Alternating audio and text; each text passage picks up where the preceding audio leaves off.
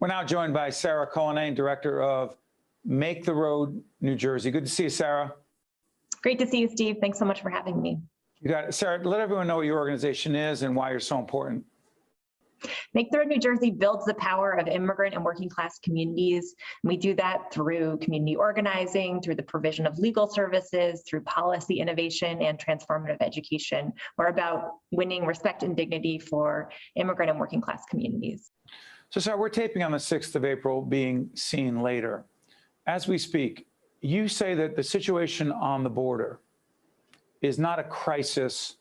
Well, it's a certain kind of crisis, but not the crisis that many Republicans and some Democrats and others who just care, when we see children, as we speak right now, unaccompanied, wrapped up in some sort of blanket, but not the blanket we're familiar with. Long story short is, that's not a crisis. These are children, thousands of children who are fleeing violence, who are fleeing two hurricanes that happened in Central America since November 2020. They're fleeing a pandemic. And most importantly, most of them are trying to reunite with their families here. So the crisis is about our broken immigration system and the fact that we don't have a legal, safe process for young people to reunite with their parents in this country. We'll talk about President Biden's immigration policies in a second, but you have spoken out very clearly and publicly about the Trump administration's policies regarding immigration and how they and that has, in fact, contributed to this crisis of immigration. Talk about it. Absolutely. The Trump administration gutted our asylum system. There are thousands of people sent away who are fleeing violence, seeking asylum. Asylum is a bedrock principle of our country. You should be welcomed here if you are fleeing violence, if you're unsafe. And the Trump administration gutted that policy. They also terrorized immigrants across the country, not only on the border, but here in Elizabeth, New Jersey, families, parents were ripped apart from their children in pre-dawn raids. So what we're seeing now is the fallout from 4 years of horrific attacks on immigrants and really just violations of due process and of our asylum system across the board. Okay, now let's talk about President Biden. So for President Biden, who says, I am guilty of being a, quote, nice guy, being welcoming to those who want to come across the border seeking asylum. Let's assume that that is the vast majority. What do you say to those who argue it's important to be empathetic and sympathetic and caring, but is it also fair, or is it not fair, to say that the Biden administration did not have a plan for how to deal with how many have come across the border, particularly unaccompanied children, and that is not just a policy mistake, but a mistake from a human perspective? The Biden administration certainly needs to move faster to set up protocols in place for children who are crossing the border, seeking asylum, seeking to reunite with their families. Detention is not the answer here. We need to have quick policies in place that safely put kids back with their families. And I think, moreover, we've seen the Biden administration come out very strong right out of the gate, promising a pathway to citizenship for 11 million undocumented immigrants and steps to undo so many of the harms under the Trump administration. That's a great message to send, and we need to see real policies put in place to make sure that the 11 million undocumented people who've called this country home for decades are able to have a pathway to citizenship. But Sara, in playing devil's advocate,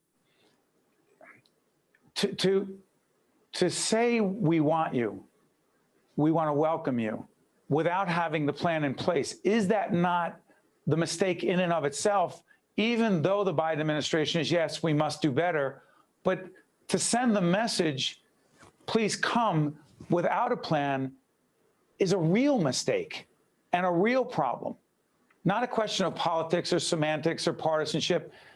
That had to be in place before you did that. Am I wrong about that? Well, I think it's a fallacy that these young people are watching CNN and listening to the president and making a decision to cross the border to risk their lives, to reunite with their families or to flee violence, just based on what the president said. We've seen immigration under every president. What we've seen now is a backlog and sort of backup when the border was closed during the pandemic. And now there are thousands of young people waiting to cross. They're crossing to save their lives. They're crossing to reunite with their families. They're not crossing the border because the Biden administration seems more welcoming. On the contrary, the Biden administration just did a whole junket to show that they are trying to discourage immigration, which is, I think not the right message to send. The real issue here is kids trying to reunite with their families, kids fleeing violence, kids fleeing the pandemic and environmental degradation in their home countries, and that's what we need to address. But it's interesting, Sarah, you talk about fleeing the pandemic, but how do you flee the pandemic coming into our country when we are still struggling as we speak on the 6th of April with the pandemic and its variants of COVID-19, et cetera? Please. Well, that's absolutely true. And, I think that's more of a reason why we need to have a strong response to the pandemic. Certainly in Central America, the pandemic has hit very hard, and in terms of the economy, in terms of increased gang violence, in terms of having a pandemic and 2 hurricanes at the same time, they're seeing really difficult situations that are pushing people to leave the country. Let me ask you this. In the current political environment that we're in our nation in 2021, the degree of polarization, how divided we are, how xenophobic many are, to what degree do you believe most Americans have the degree of empathy, compassion, and sympathy for legitimate people who are legitimately trying to escape horrific conditions in their country and want to come here in a process that's legal and appropriate that doesn't exist right now? To what degree do you, it's a long-winded question, but to what degree do you think most people care on a human level? Forget about politics. I mean, I don't think anyone will ever forget images of children being separated from their parents at the border, children being detained. We're the only country in the world that puts children in detention centers.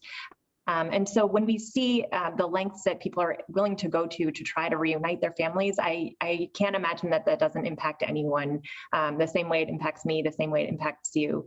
And so, this system is really about creating pathways so that families can stay together, so that they can be reunited, and so that we can have a country that's really based on justice and on dignity and on respect for everyone. Sara, I want to thank you. Sara Cullinane is the director of Make the Road New Jersey. The issues that we're talking about right now are obviously, you don't need me to tell you this, and I don't editorialize in our programs, they're incredibly complex, but they're not going away. And calling people names and demonizing people, including children and others, or trying to put everyone in one category, that's what they are like, these immigrants trying to come in, that's not the answer either. But we'll stay on top of this issue. And Sara, sorry for editorializing like that, but I want to thank you for joining us. Thanks so much for having me, Steve. Great to see you. You got it. Stay with us. We'll be right back. One-on-One with Steve Adubato has been a production of the Caucus Educational Corporation. Funding has been provided by the New Jersey Education Association, Horizon Blue Cross Blue Shield of New Jersey, Holy Name Medical Center, the New Jersey Economic Development Authority, the Healthcare Foundation of New Jersey, New Jersey Sharing Network, Choose New Jersey, Prudential Financial, and by Georgian Court University. Promotional support provided by NorthJersey.com and Local IQ, part of the USA Today network, and by the New Jersey Business and Industry Association. I'm Miles, and this is what I work for. To be my best for them and for me, in body and in mind. I need a health insurer that helps me get the care I need for both. That has mental health professionals that I can talk to when I need to. Because when I feel strong and secure, so do they. This is my life. And this is how Horizon Blue Cross Blue Shield of New Jersey works for me.